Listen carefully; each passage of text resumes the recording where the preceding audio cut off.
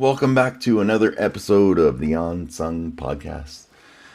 Today, my guest is another musician and singer-songwriter that I came across on TikTok. Very talented dude, hailing all the way from British Columbia, just to the west of me. This is Moth.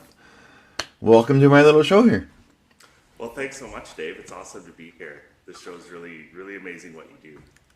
Well, I talk to people from every spectrum, the blind comedian, the magician. I just love it. I'm so addicted. I just love giving others a voice. My story's been out there, Fox, CNN, all that stuff. But I just love this. And music has been such a personal.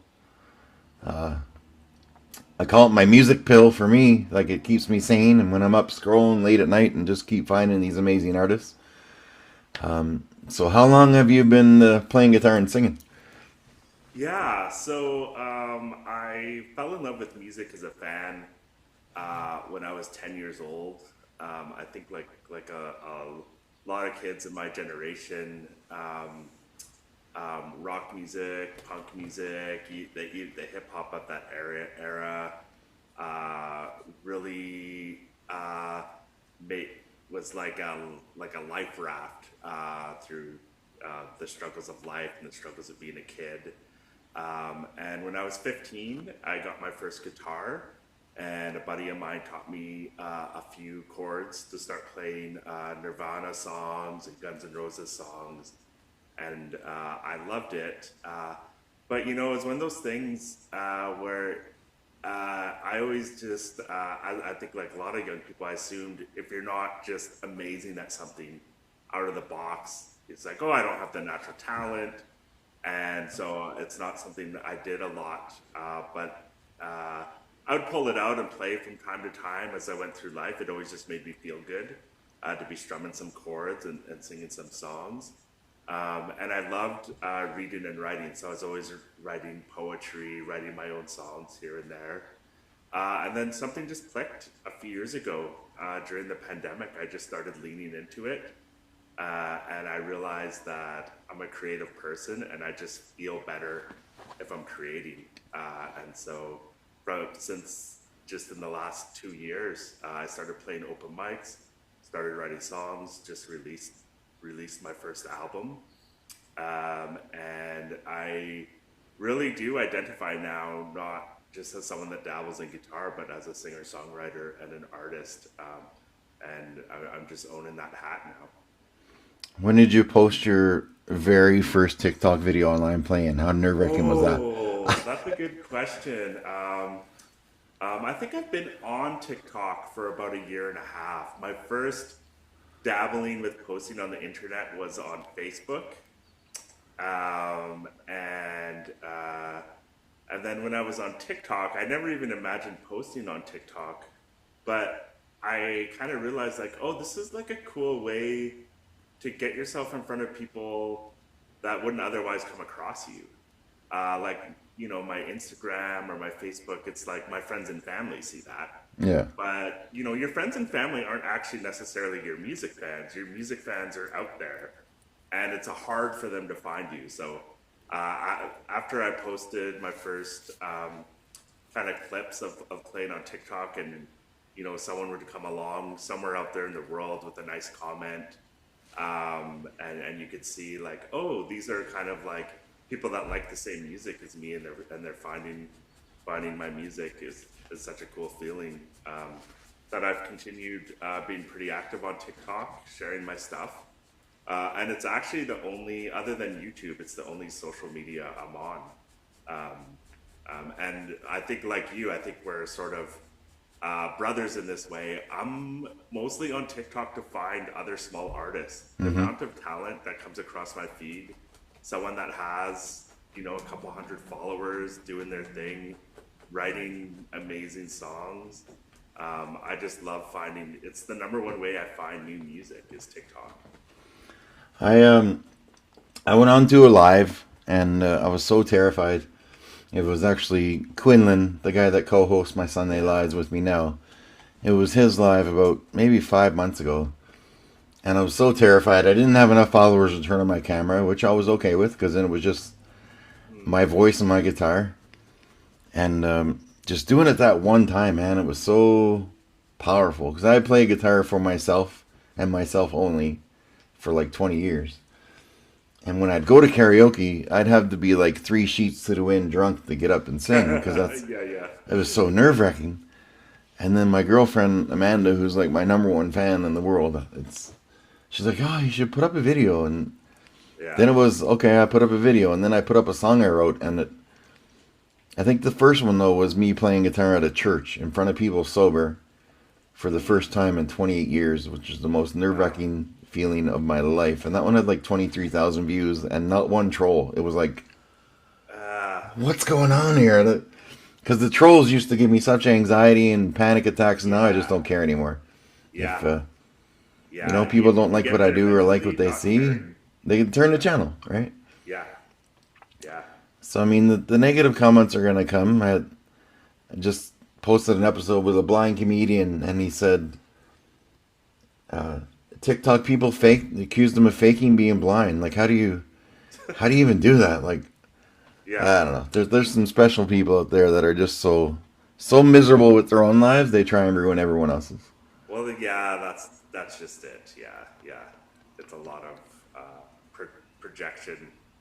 Uh, yeah, bringing other people down. So one of your songs I was listening to, the Kurt Cobain and John Lennon and Janis Joplin. It was just the words were so deep, and it hit me a lot because Nirvana and Kurt Cobain was one of my favorite bands. Nirvana Unplugged. I had the words on that cassette tape worn off in 2 weeks, Yeah, me too. and I'll still put it on YouTube, and it just puts me in such a trance. Like Nirvana and Alice in Chains Unplugged. It's just so real and raw and like no filters and just good. Hmm.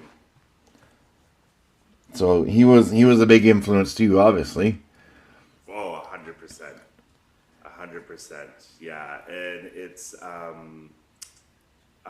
there was something about that period of time. I was just getting into music at the time that was just getting kind of going global, going viral in its own on the radio and stuff like that around the globe. And for me, it was the just the emotional ambiance of that music just resonated with me so much, and it made me feel somehow seen in the world, or like I wasn't the only one that kind of had these big emotions, and I think it's one of the reasons my own songs are kind of often sad, melancholy. They have a kind of a sad, melancholy vibe, and it's the kind of music that makes me feel feel comfortable in the world.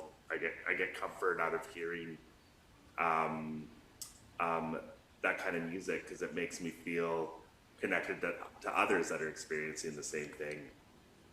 It's so funny that when you look at videos you post and views, I never worry about if it's got 10 plays or 1,000. I've written a song about Alzheimer's because my grandmother had Alzheimer's for 14 years. Oh wow. And I posted the song. I've only sang it twice. Once was to record it and put it on TikTok. And it's called 3 Minutes with Grandma. So it's basically my grandmother couldn't talk for the last 3 years of her life. But when I would go in and sing her favorite church songs, she'd sing along every single word. Wow. So I called it, for those 3 minutes, I had my grandma back.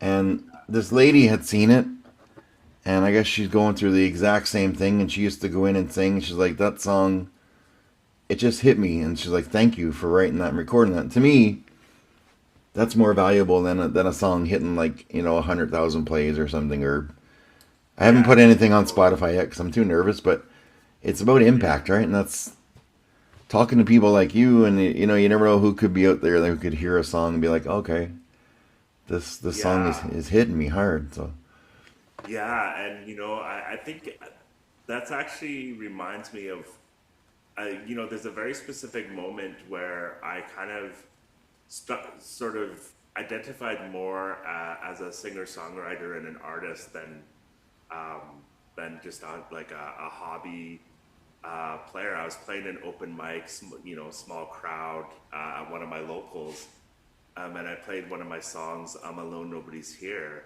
and this woman that was there was crying and talked to me after my song and kind of shared what an impact the song had on her, and it made her think of her sister who was living in a remote place and doesn't have access to events like that, and she was alone and nobody was there to kind of share um, um, things like open mics with, and it took her to a place, and seeing your art have an emotional impact on someone or connect with someone like that is because I always just kind of felt like, oh, I'm making these songs that I think are good and I'm sharing them, but then when you actually see it connect with someone, that's when you're like, oh, this is different now than just creating for myself. Now I'm putting stuff out there that impacts others. You know, you ever watch a live concert and you know when a band's just getting bigger, they've got a song that's just going big, and you can see it in their face when they hear that crowd singing along, and they just take a step back, and you can see it's there. Oh my God, I made it moment. Yeah. That's the coolest. I mean, that would be cool too, hearing someone else sing along with your songs. Yeah, that would be very cool. Yeah. But what's cool, like when you go on a live and someone would say, "Hey, oh, hey, can you play this song?" Like it's something that you wrote that they've remembered. That's the coolest shit in the Yeah. world too. Right? Like, hey, can you play that song about the monster or PTSD or what? I'm like, wow, that's freaking cool. Yeah. Yeah. Or even at the top of this show coming on here and hearing that, like, one of my songs, and you're like, oh, it'd be great if you could play that song. It's like, oh wow, like, Yeah, me and my girlfriend were listening to it last night because I told her who I got a couple of people coming on today, you and a rapper, and I'm like, here, just listen to this guy's song, and she loves Nirvana too, and that song, she's like, oh, play that again. I think she just followed you too, so it's yeah. yeah, it's a really well written song, really powerful song. I'd love to have you play it here in a minute when if you're up for it, Oh, and absolutely. Yeah. Yeah. and we can talk about where that song came from. Yeah. Yeah.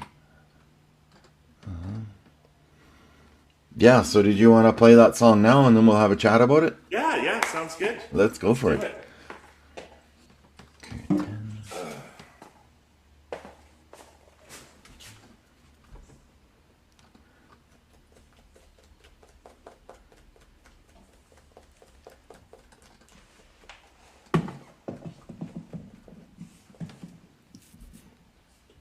This is called "When the Sirens Sound."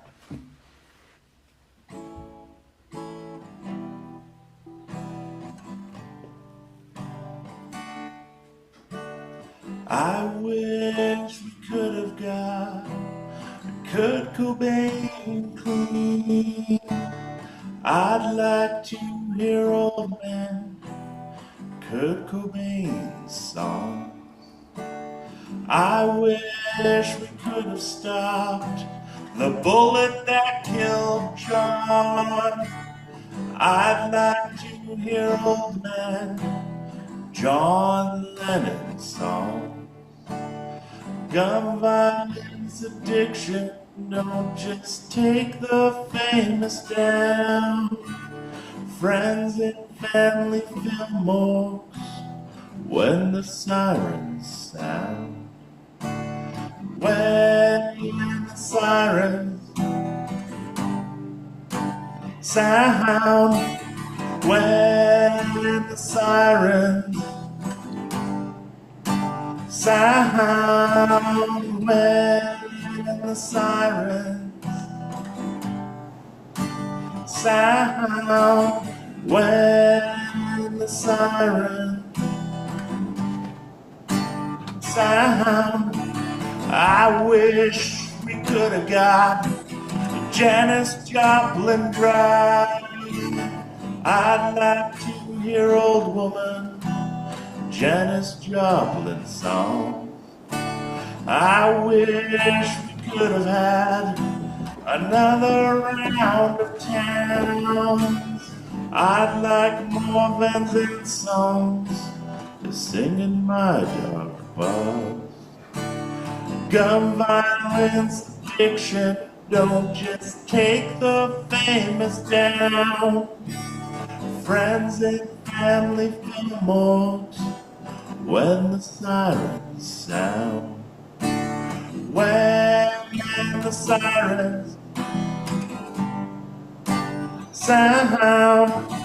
When the sirens sound.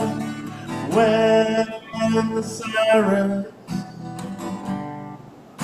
sound. When the sirens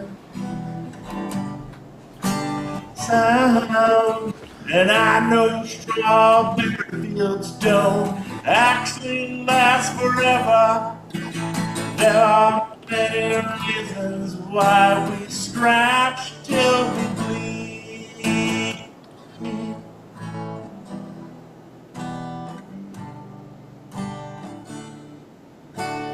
When the sirens sound, when the sirens sound, I wish we could have got Kurt Cobain clean. I'd like to hear old man Kurt Cobain's song. Sick. Love it, love it, love it. Thanks, man. That's be interesting to hear. Certainly hear what John Lennon would write a song about with all the crazy crap going on this day and age, eh? Oh yeah. When that, Yeah. Totally. your voice kind of has like a almost like a Neil Young vibe to it. Just the way the chords and everything. I love it. It's tell me about the story of that song, how that came about, and I think it was when I was writing that song. I think there was a few things swirling in my head as that came together.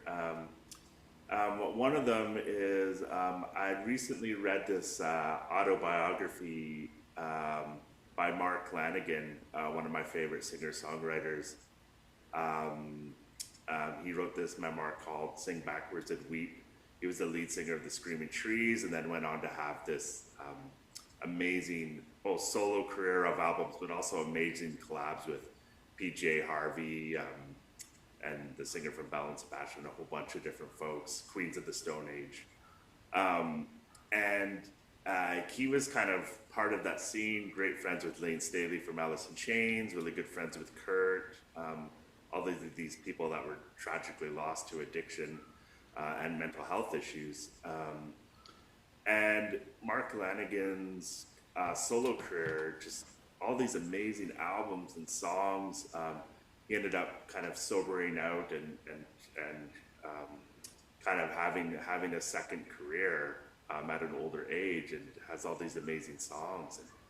And that got me thinking, like, wow, what would it be like to hear, like, what are Kurt Cobain's older man songs? What are Lane's older man songs? I started kind of thinking about these people who had they been able to get healthy and just continue with their art and continue to share their talents with the world. What did we miss out on? What could we have gotten from these amazing artists?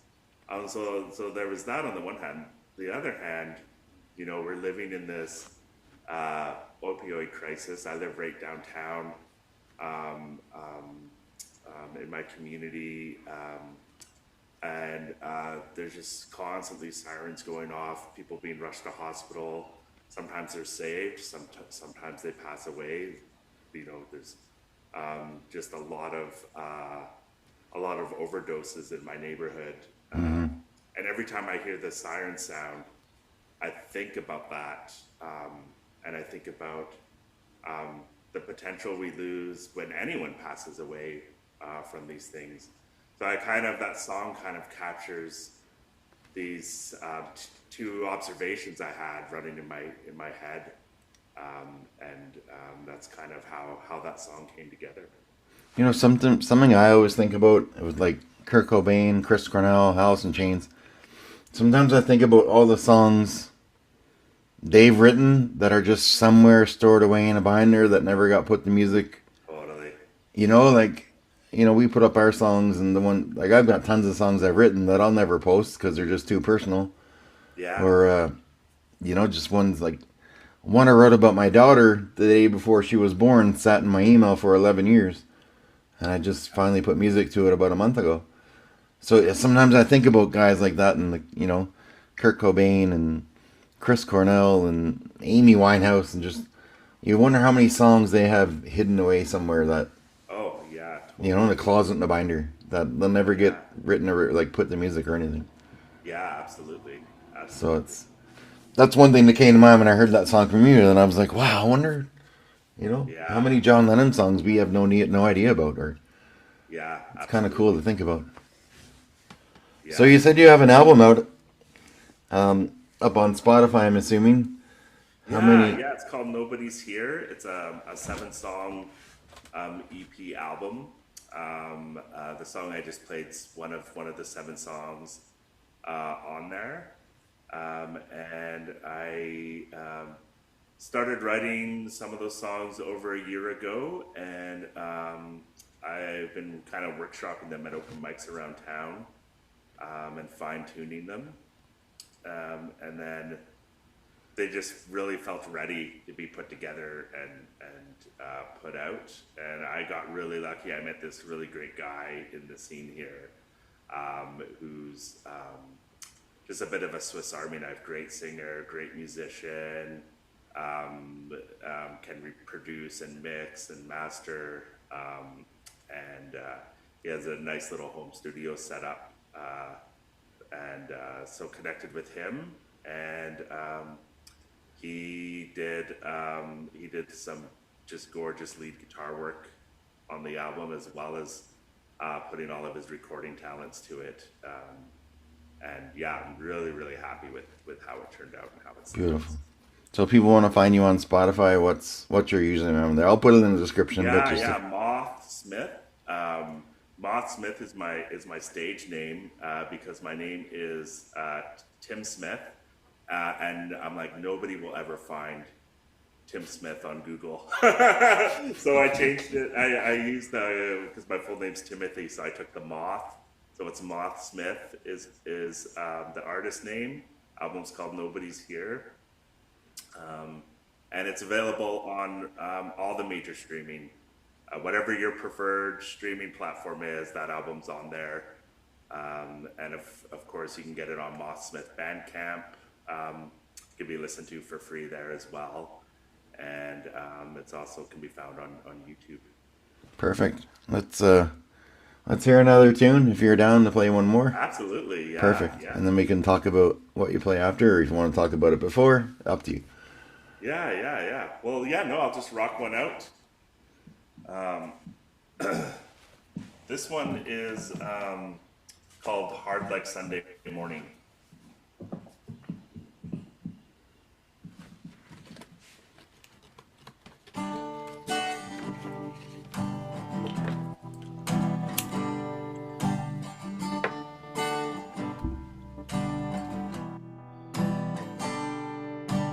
I feel like a failure even when I have success.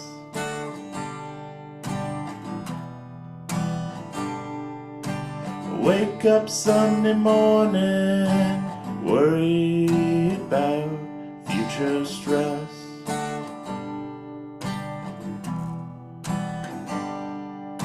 My mind paints bleak pictures about everything gonna be a mess.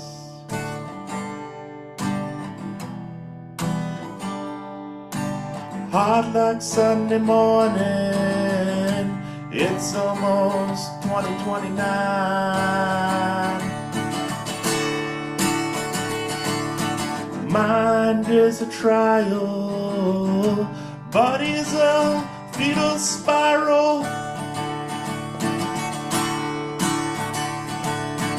I don't know if these meds work.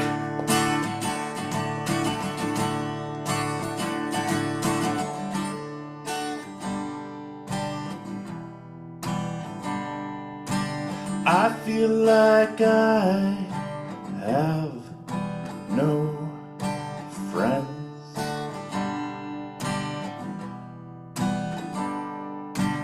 Even when I do have friends,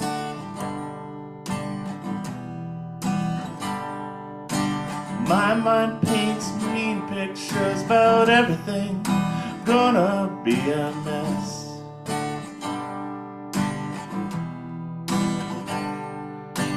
Hard like Sunday morning. It's almost 2029.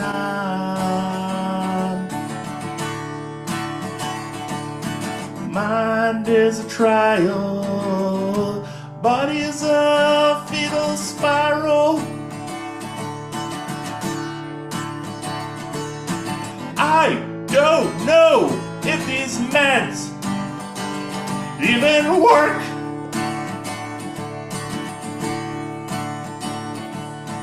I don't know how to make my mind, and I lie. I don't know how to cut myself a break.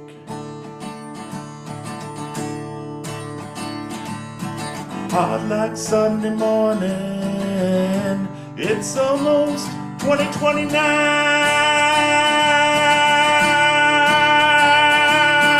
Mind is a trial. Body is a fetal spiral. I don't know if these meds even work. Again, I don't know if these meds even work. Again, I don't know if these meds even work. Wow. That's freaking awesome. I love it. That first line hit me hard, man, because I feel like a failure even when I have success. It just reminded me of a story. I used to run a charity for the military, and throughout a couple of years, these guys nominated me to be knighted. So I'm a knight in the Order of St. George. So I'm sitting in this church. This is at my lowest point in my life. I'm drunk 6 nights a week. And all these people are like, oh my God, such an amazing job, that I had felt like I didn't deserve to be there. Because to my left is like General Rick Hillier. To my right in this pew is like the Minister of Defense. And like all these, military high-ups all around me. And here's little old me. Managed to be sober for one weekend with my family. And I didn't feel like I earned it. So that line hit that, and it reminded me of it. And that's a powerful song, man. Yeah, I think that song just has a lot of relatable chunks in it for people that deal with anything like imposter syndrome, anxiety, negative self-talk, and also that mental health journey of trying to get yourself into a good place and always feeling off, adjusting your strategies, adjusting your meds, trying different levels of meds, and just wondering is it working, is it feeling right, am I right, am I not right, and kind of all of that spin out. Yeah, it's a pretty powerful tune. I'm sure a lot of people out there will be able to relate or reminisce something about, especially feeling about, I feel like I don't have friends even when I have friends. Like when I would come home from the bar, everyone just thought I was the party guy, right? Like drinking 6 pitchers of beer a night, getting up doing crazy stuff at karaoke. And at the end of the night, I always came home alone. And my rock bottom was 2010. I was about 9 pitchers of beer in. I got home and I lived on the 14th floor of an apartment building downtown Calgary. And I was out there just looking down at the ground. I'm like, would anyone even give a shit if I just leaped off here? And I heard a noise or something weird in my kitchen, so I went back inside, and then that was it. So Yeah. you never know, right? I did a podcast with a lady, and she's like, it was before I started my podcast. It's actually what inspired me to start it. There's this nurse in Chicago. She's like, I only have like 10 listeners a week because she had saw my story on Fox and CNN and stuff. She's like, are you sure you want to do my little show? And I'm like, listen, if there's one person that tunes into your show that was me in 2010, it's worth every freaking second of it. Yeah. And that's the way I look at these. Like, some of them get 20 plays, some of them get 100 plays. I don't care about numbers. And it's, Yeah. I'm sure someone listening out there will hear that song and maybe someone will reach out for help. Or if there's, you never know. Right? Yeah. It's all about You impact. never know. Yeah. Yeah. Yeah, so amazing singing, amazing songs. Anything else you want to talk about on that song, or if you want to play one more, I'm down for that too. Yeah.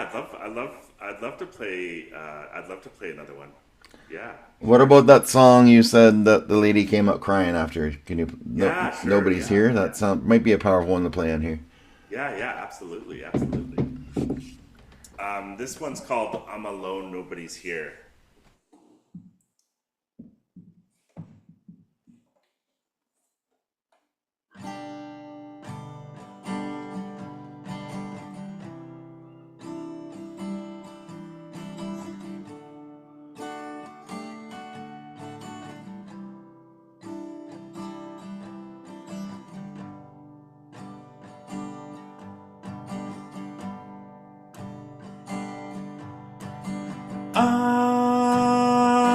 I'm alone. Never found anyone to care.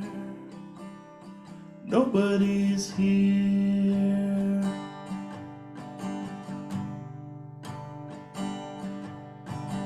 The world's full of people. Me, I'm on my own. Heart lies on frozen tundra, heavy as cold stones. I'm alone. Never had kids to navigate the world with. Nobody's here.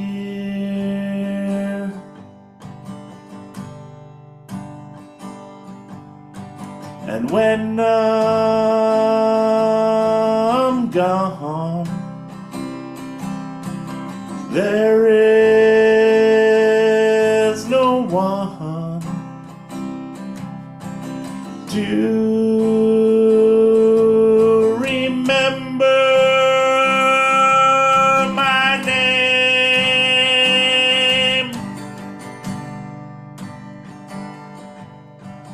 The world's full of people. Me, I'm on my own. Heart lies on frozen tundra, heavy as cold stones. I'm alone. Never found friends to cry with. Nobody's here.